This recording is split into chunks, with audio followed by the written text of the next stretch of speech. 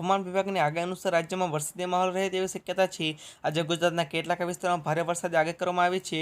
ત્યારે આગામી 7 દિવસ રાજ્યના અનેક વિસ્તારોમાં ભારે અને કેટલાક વિસ્તારોમાં મધ્ય વરસાદ વરસી શકે તેવી આગાહી કરવામાં આવી છે। હવામાન વિભાગના જણાવ્યા અનુસાર ગુજરાત પર 3 સિસ્ટમ સક્રિય જેના પગલે વરસાદ વરસી શકે છે।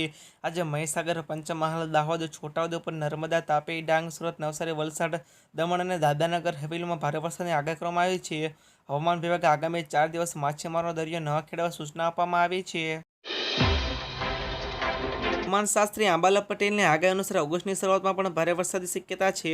હવામાન નિષ્ણાત આંબાલાલ પટેલની આગાહી અનુસાર 3 ઓગસ્ટ ભારે વરસાદ આવે તેવી આગાહી કરવામાં આવી છે। ત્યારબાદ અતિભારે વરસાદની સંભાવના છે।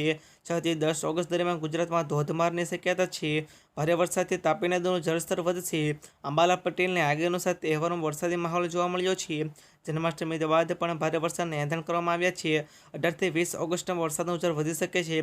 આ ઉપરાંત ગણેશોત્સવ દરમિયાન પણ ભારે વરસાદની સંભાવના છે।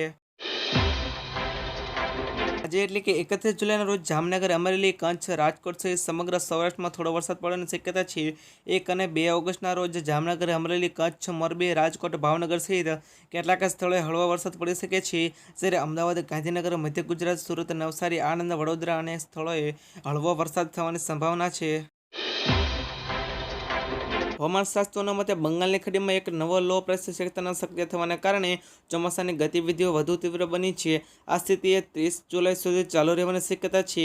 ત્યારબાદ કેટલાક વિસ્તારોમાં વરસાદની તીવ્રતા ઓછી થઈ શકે છે। લોકોને હવામાન વિભાગની નવીનતમ માહિતી પર નજર રાખવા અને કોઈપણ કટોકટીની સ્થિતિમાં સ્થાનિક વહીવટીતંત્રની માર્ગદર્શિકાનું પાલન કરવાની અપીલ કરવામાં આવી છે। ગુજરાતના હવામાન વિભાગ દ્વારા આગામી 6 દિવસ માટે વાતાવરણ ખૂબ જ શુષ્ક રહેવાની આગાહી કરવામાં આવી છે।